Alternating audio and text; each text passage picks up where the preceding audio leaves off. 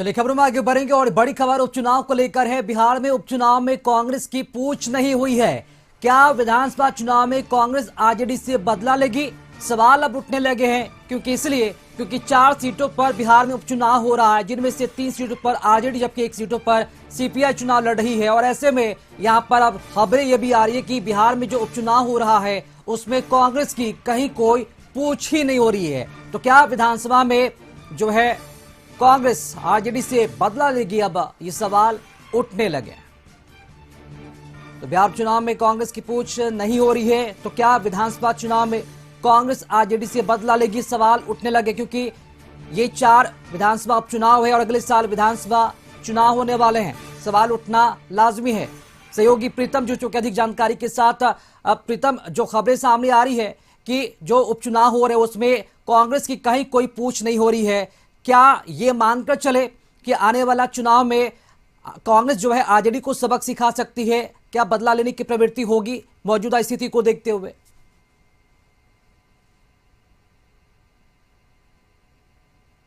अगले साल विधानसभा के चुनाव होने हैं।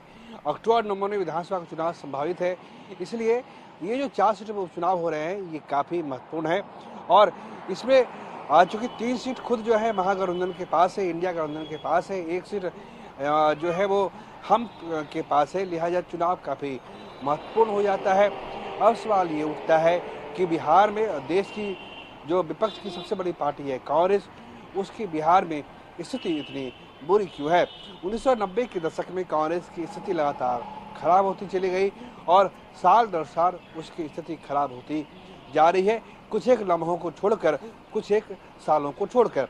ऐसे में सवाल ये उठता है कि आखिर कांग्रेस की पूछ क्यों नहीं हुई? देखिए, सीधा सा सवाल है, सीधी सी बात है कि 3 सीट पर जो है 1 सीट पर माले के जो चुनाव हो रहे हैं, 1 सीट पर माले का विधायक अब सांसद बन चुके हैं आरा से। बक्सर में के सीट से राजद चुनाव जीत चुकी है, रामगढ़ की सीट खाली हुई है, तो वहाँ पे आज चूंकि 3 सीटों पे आरजेडी के उम्मीदवार थे, इसलिए 2020 के जो चुनाव हुए थे 3 सीटों पे आरजेडी ने उम्मीदवार खड़े किए थे, 1 सीट पे माले ने अपना उम्मीदवार खड़ा किया था।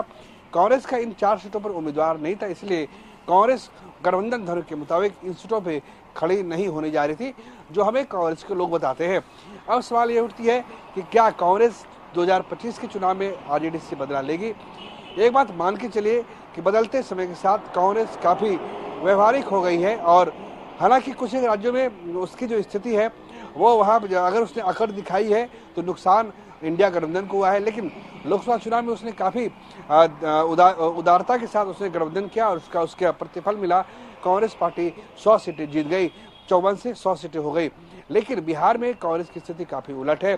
कांग्रेस का कई जिलों में संगठन नहीं है और आज की तारीख में स्थिति यही है कि बिहार में जो है कांग्रेस के लोग अगर अकेले चुनाव लड़ना चाहें तो 5 से 6 सीटें भी उसके हिस्से में नहीं आ सकती है। वो 5 से 6 सीटों पर भी चुनाव नहीं जीत सकती है। लेकिन कांग्रेस जहाँ तक बदला लेने की बात है तो बदला लेना मुश्किल है। कांग्रेस को गठबंधन धर्म के मुताबिक ही चलना पड़ेगा। इतना तय है कि पिछली बार 70 सीटों पर लड़ने वाली कांग्रेस को इस बार 2025 के चुनाव में 70 सीटें नहीं मिलने वाली है। उसको अधिकतम जो है 30 से 35 सीटें मिलेंगी, अधिकतम 40 सीटें मिलेंगी। और कांग्रेस के लिए भी मुफीद होगा कि अगर बिहार में तेजस्वी यादव की सरकार वो बनते देखना चाहती है तो कांग्रेस को लचीला रुख अपनाना पड़ेगा।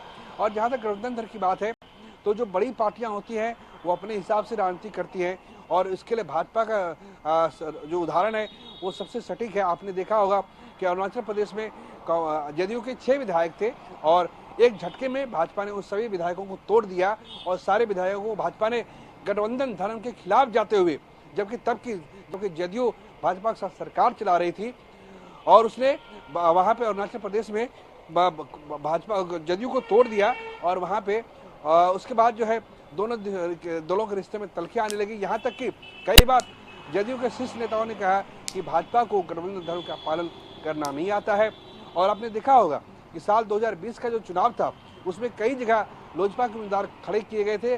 चिराग पासवान ने अपने उम्मीदवार खड़े किए थे भाजपा के, जदयू को उसका नुकसान हुआ था। और जदयू को आज तक इस बात का मलाल है कि जो पार्टी सरकार में है वो आज बिहार की हैसियत में तीसरे नंबर की पार्टी है। इसलिए तो साल 2022 में भाजपा के साथ जदयू ने अपना गठबंधन तोड़ लिया था। कमोबेश पंजाब की यही स्थिति है, हरियाणा की स्थिति देखिए आप, वहाँ पे जननायक जनता पार्टी थी और दुष्यंत चौटाला के साथ भाजपा ने क्या सलूक किया आपने देखा होगा। तो जो बड़ी पार्टियां होती हैं वो अपने हिसाब से सियासत करती हैं और हर बड़ी पार्टियां, अगर स्टेट में आरजेडी है बड़ी पार्टी है, वो अपने हिसाब से पॉलिटिक्स करेगी। और अगर केंद्र में या फिर दूसरे राज्यों में, आपको याद होगा कि मध्य प्रदेश में जब चुनाव हो रहा था तो तब जो पिछले साल चुनाव हो रहे थे, कांग्रेस के जो मुख्यमंत्री पद के उम्मीदवार थे कमलनाथ, उन्होंने क्या कहा था अखिलेश यादव का, आज छोड़िए अखिलेश को, इसका नुकसान कांग्रेस को हुआ है। तो लिहाजा कांग्रेस भी समय के साथ व्यवहारिक हो रही है और उसके लिए जरूरी है कि समय के साथ वो व्यवहारिक हो जाए, वरना इतिहास बदलते देर नहीं लगेगा।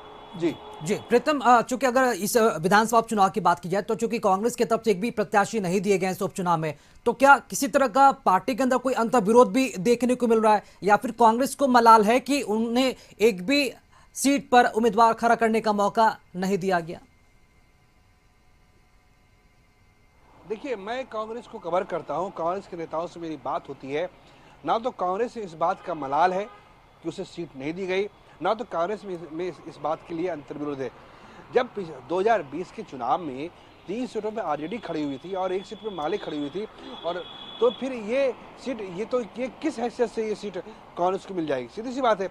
मान लीजिए बिहार में उपचुनाव होते 4 सीटों पर, एक फर्ज कीजिए कि मान लीजिए कि बांकीपुर सीट पर जहाँ से भाजपा चुनाव जीती है, ठीक है, मैं पटना की बात कर रहा हूँ, और यहाँ से अगर मान लीजिए नितिन नवीन सांसद बन गए होते तो क्या बांकीपुर से जेडीयू को चुनाव लड़ाया जाता?